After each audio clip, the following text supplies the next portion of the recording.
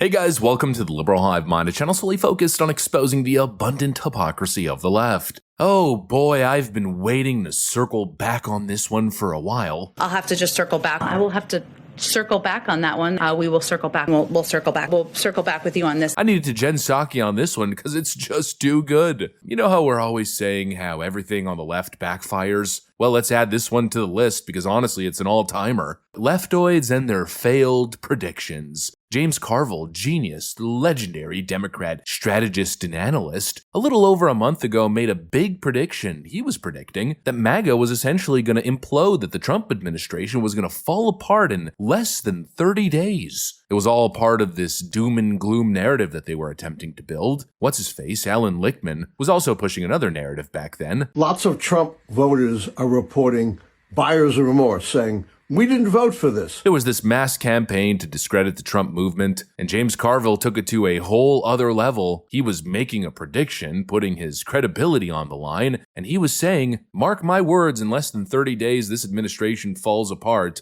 And well, you could pretty much imagine where I'm going with this video. But dunking on James Carville aside, it's all part of this larger trend, in my opinion, the narcissism and entitlement of the left. I'll get into that a little bit later, but first, let's dunk on James Carville, shall we? We got some stuff to get into, so let's roll the tape. Alright folks, so a little over a month ago, James Carville, just your typical Democrat boomer with a fossilized brain, well, he went on air and made a very bold prediction. Take a look. I believe that this administration, in less than 30 days, in the midst of a massive collapse, and particularly a collapse in public opinion. Della Volpe at Harvard, who's very good. I used to think, once I saw a Harvard youth poll, I discounted it. I've come to say it's a pretty damn good poll. He's gone from 53 approval to under 30 to 39. That's a collapse. And all we need to do, the analogy I use, is Pickett is 500 yards from the stone wall. Hold your fire. It's going to be easy pickings here in 6 weeks. Just lay back. You literally think 30 days to 6 weeks, the Trump administration is effectively going to collapse in terms of public support? Well, it's collapsing right now. We're in the midst of a collapse. So he wasn't saying that things were going to get rough or that things would kind of fall apart or the Trump administration would lose steam. No, he was predicting a complete collapse. And of course, the media went wild with this. Every leftist network was giving this clown a megaphone. They were reporting on this James Carville take as if it was a prophecy. They wanted so badly for it to be true, hoping that if they platformed him enough, that they said it enough times, that it would somehow become reality. You know, the whole speak it into existence thing. They wanted to manifest their reality, where Trump is gone, MAGA is over, and they could reclaim their position at the top of the cultural and political pyramid. But guess what? Yeah, that's not the way the world works. Now here we are 32 days later, and not only has MAGA not fallen apart, but as CNN is now reporting, Trump's numbers are stronger than ever. I think sometimes it's important to do a little bit of reality check and take a little different spin at the numbers. I'm going to do that right here because all we talk about is how unpopular Donald Trump is. But in reality, he's basically more popular than he was at any point in term number one and more popular than he was when he won election back in November of 2024. What are we talking about? His net favorable rating right now comes in at -4 points.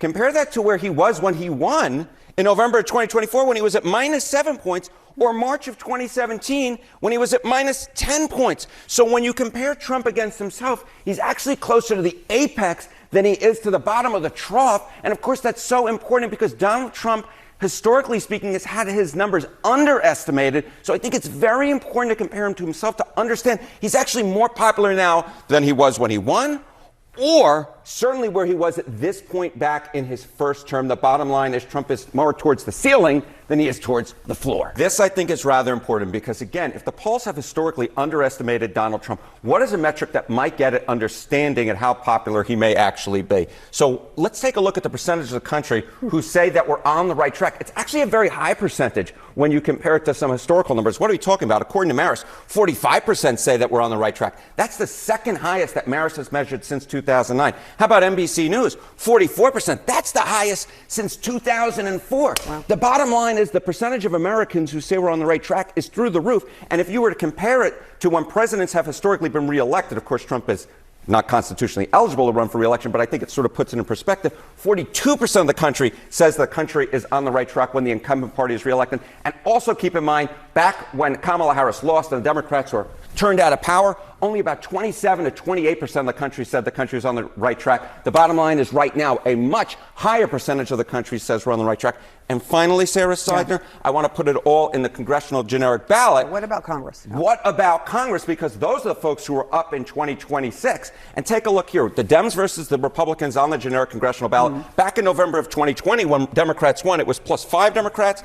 Tied in November of 2022, +1 in November of 2024 when Republicans maintain control. And then you look at March of 2025. This number looks a lot more like 2022 or 2024 when Republicans won control of Congress. The bottom line is, yes, Donald Trump's approval rating is lower than compared to a lot of his predecessors, but it's higher when compared to himself. A lot of folks say the country's on the right track, and the generic congressional ballot looks a heck of a lot more like when Republicans win than when Democrats win. I mean, you couldn't script a more embarrassing self-own, even if you tried your hardest. The whole thing was supposed to fall apart, right? But now Trump's breaking new records. MAGA's more energized, more fired up, more united than we've ever seen before. The right track, wrong track numbers are up 20 points since the Biden administration. The people haven't run away from Donald Trump. There's no buyer's remorse, as that clown Alec Lichtman was suggesting. No, it seems people doubled down on their support for Trump. And it makes sense why, because unlike the Democrats, Trump and the MAGA movement actually stand for something. They're actually doing something. They ran on a mandate, and now this administration is working tirelessly to actually deliver on that mandate. And that right there creates a phenomenon known as loyalty. You know, I know the left loves to paint Trump supporters as being blind, they're cult members. It's this blind loyalty following their leader, their fascist authoritarian leader. But really, that's not what it is. No, the reason MAGA people are so enthusiastic and loyal is mostly due to the fact that it's the first time in their lifetime they've seen a politician go on the campaign trail, make promises, and then actually work tirelessly to deliver those promises, regardless of the media headlines, regardless of the pushback. You know, that's the type of thing that attributes a whole lot of credibility to your name. That's what Trump has. Credibility. People believe him when he says he's going to do something. They know he means it. And that's why MAGA isn't just a political group, or it's not just people voting for the lesser of two evils, or just basic democracy in practice. No, it is a movement. And that right there is what the left cannot understand, because they think that all that it takes to win are paying off TikTok influencers to shill for them, or some late-night comedian brown-nosing them during their show, or Taylor Swift posting her endorsement online, or Jay-Z and Beyonce jumping on stage with Kamala Harris. You know, that's how these people operate. Empty signals, elite validation, and emotional manipulation. And they wonder why they keep losing. Well, it's very simple. It's because they don't campaign. They don't convince people. They don't persuade. They just assume that political power is their birthright. It's narcissism mixed with delusion and, of course, entitlement. And James Carville is basically the latest fool to say the quiet part out loud. To translate the earlier video, what I heard was, "We should be winning. Why aren't we winning? Pretty soon people are just going to snap out of it and then we'll be winning, right?" Well, why aren't you winning? Well, probably it's because you have no frickin' message, no momentum, and no clue what the American people actually care about. You feel entitled to political power and relevance, and you just think that it's going to land on your lap, that Donald Trump is just going to collapse spectacularly just because, and then everybody is going to come crawling back to you. Give me a break. These people aren't operating in the real world. That's the reality. They're just a bunch of elite, out-of-touch narcissists, and they're highly emotional, and that's an important thing to point out here. These people are too biased and too emotional to do proper political analysis. They don't think strategically. They don't crunch the numbers or read the electorate. They operate from pure hysteria. It's feelings over facts every single time, and that's why their predictions are always so incredibly wrong. That's why they're constantly blindsided. Oh, Donald Trump won with the popular vote. Oh,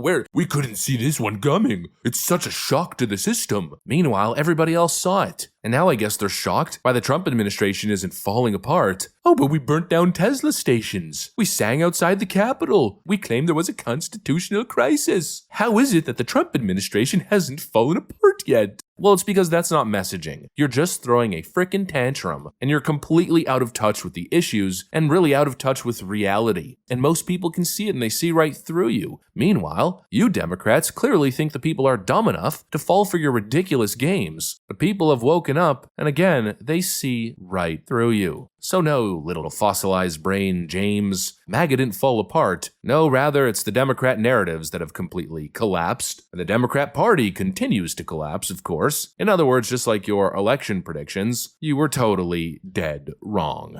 Anyways, that's what I got for you guys. Hopefully you enjoyed the video. If you did, make sure to leave a like and possibly subscribe to the channel. Thanks for watching, and I'll see you on the next one.